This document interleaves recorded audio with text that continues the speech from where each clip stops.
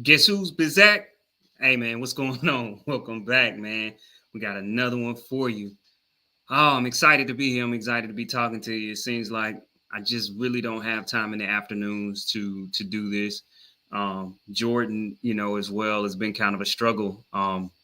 As we mentioned, being in baseball season, we typically have to leave earlier. But make sure to like, subscribe, and share this video because ultimately it helps the channel grow. And if you guys would like us to do maybe a midday as well, um, make sure to like and leave us a comment because that could be something that we could do. We definitely gonna try to do something Sunday going into the week, and then possibly having a discussion on Monday. Monday is a holiday, so it might be tough. What I want to do is just kind of walk through S&P 500, and then I want to have a discussion about what may be holding you back as a trader. So let's jump right into it. So S&P 500, man.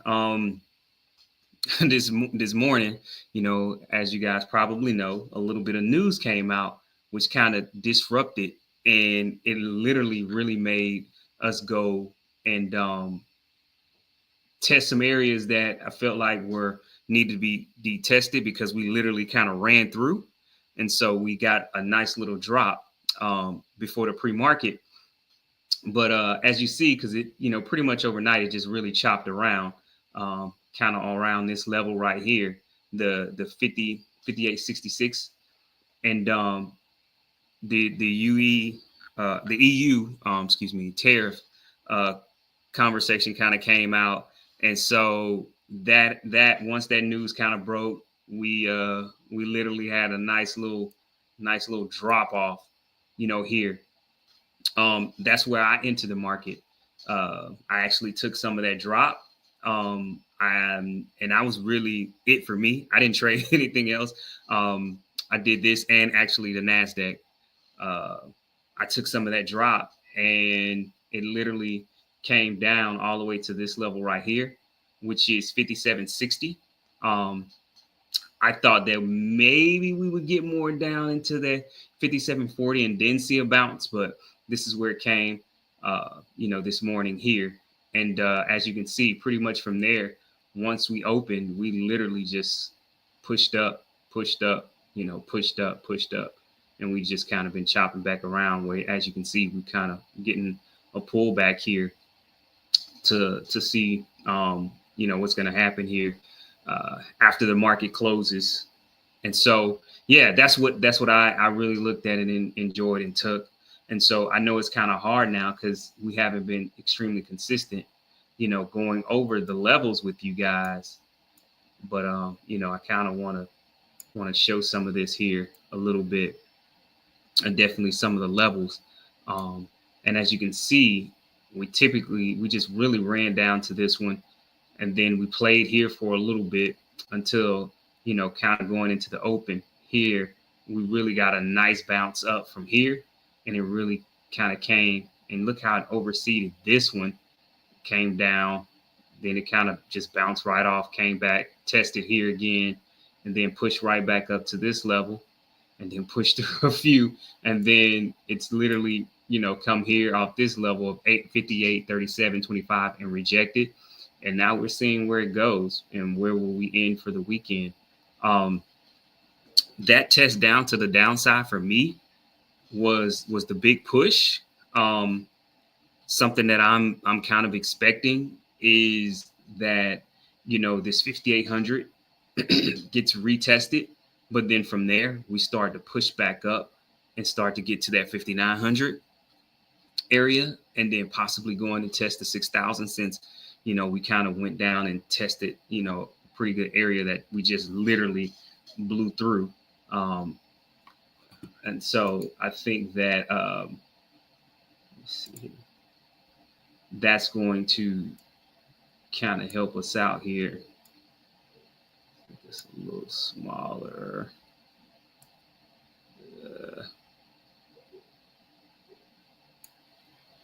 When we had a nice little here, as y'all can see, we literally came right up. And this is why I thought that maybe, because as you can see right here, that little push up, that's why I thought we might come on down here as well too. But we didn't. We came right here, um, tested, and then basically broke back up above. Which, I mean, hey, that's a good little spot to go long. Like I said, I got in on that nice drop, so I didn't want to. It's Friday. I don't know how you guys trade, but for me on Fridays, typically Fridays can be some of my worst days. It's the end of the week. You know, I'm trying to get ready to enjoy my weekend, and so I don't want to push it. And so I just literally took those down, and that was close to my profit for the day. I said, hey, we're going into the week. It's been a good week, been green every day this week. I'm not going to push it. I'm just going to keep it here and, continue to look forward to next week. But as you can see, we done came down and we've tested this area. This would be a big test. And, but if we want to, did happen to continue down to the downside, I would kind of be expecting, this area right in here, either here or here.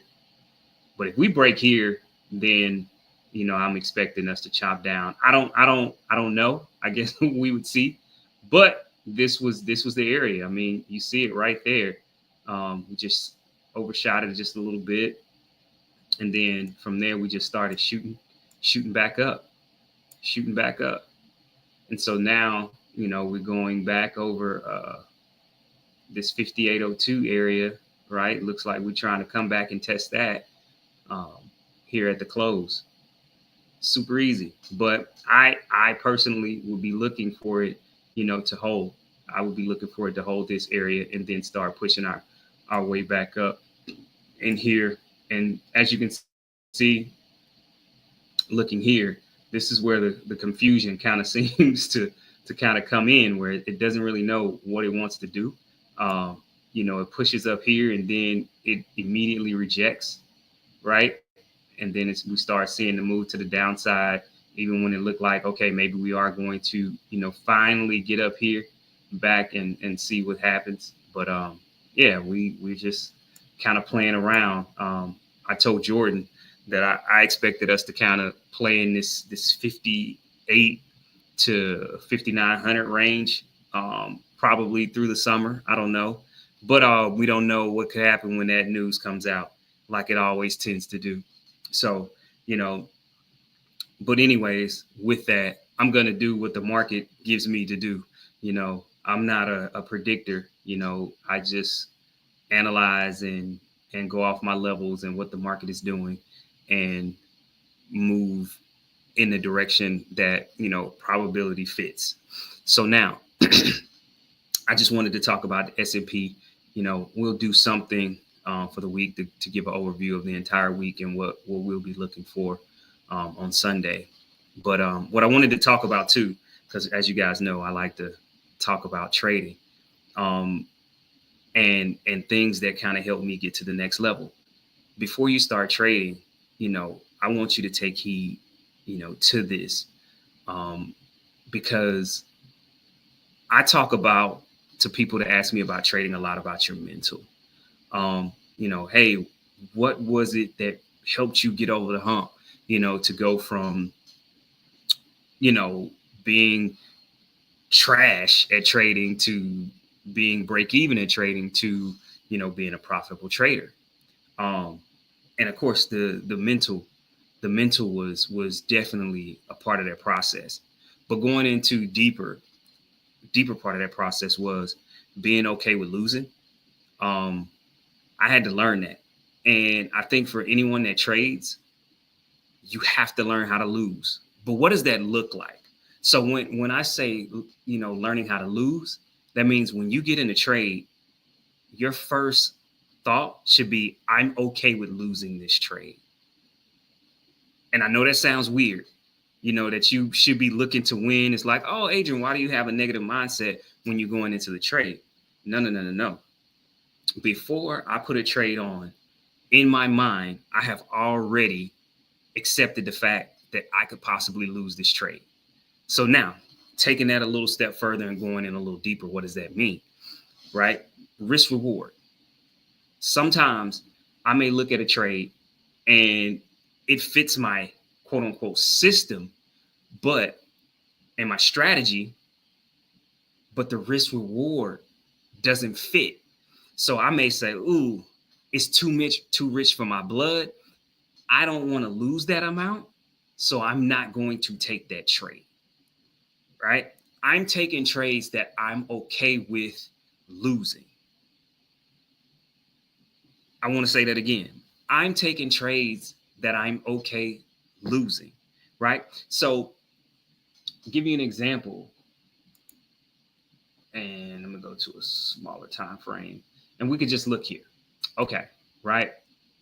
So now I may be looking at a trade, and I'm like, I wanna, I wanna take a short here, right? We literally put in a double top, um, from the drop from this morning. So right in this area, I want to take a short. I want to take a short here. But then I'm looking, right? And I'm like, that means I need to put my stop above here, right? And I'm like, oof. And then we got so much traffic in here that I'm nervous because I'm like, yeah, I would be looking for it to come down here, but we got a lot of traffic in there. So I'm looking and I'm like, we got this double top. I could short, but because where I feel comfortable putting my stop, which is above here, I'm like, it's too rich on my blood and I can't lose that trade. So guess what? I'm not going to take it. Now, could it have absolutely, worked out in my favor? Of course. I mean, it would have been a nice winner. But I wouldn't have been okay if I would have lost that.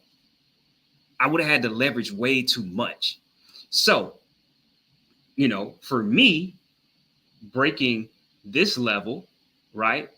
And saying, oh, okay, I definitely would be able to take this here. We broke this level. I'm okay with putting my risk up here. You see what I'm saying? So now I'm going to take that short. I'm okay with losing that. That's a good spot.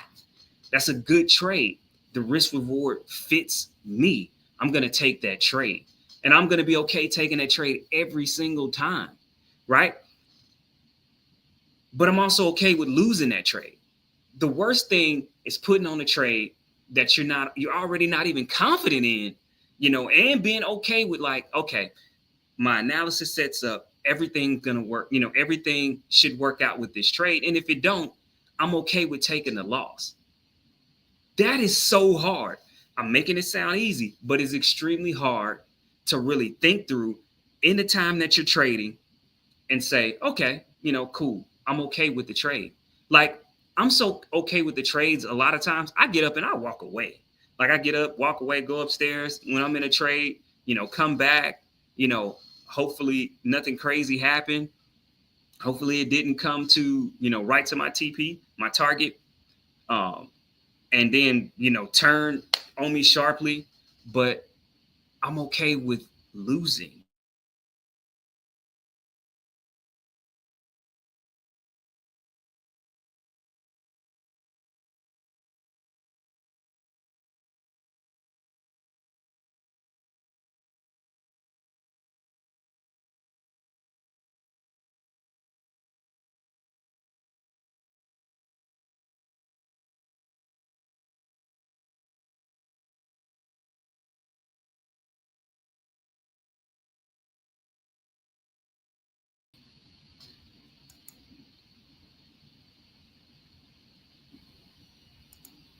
Give me 1 second here, guys. Don't know what happened here. Wow. Okay. Sorry about that, guys. But being able to take that trade and then being okay with it, it like takes a monkey off your back because this is stressful. Like trading can be extremely stressful. It takes a lot of analysis, a lot of trust in doing this. And so that is one of the keys to being a successful trader in my mind, my experience, you know, that's the key. I'm gonna give you one more key before I get up out of here. Stop strategy hopping. Stop. Stop. Stop strategy hopping. Stop it. There's so many strategies out here. So many different strategies. Some people are, great at others. And honestly, and one thing I learned, some strategies are the same as other strategies, but people just talk in different verbiage and different languages to where, you're like, that's just simply support and resistance, where some people might call it some other things. I see that online all the time. And I'm like, that's just supply and demand. That's just support and resistance. Like, why are you trying to be a Harvard scholar? But I get it, because you're trying to sell a course. So you're trying to make it seem a whole lot harder and different than what it is.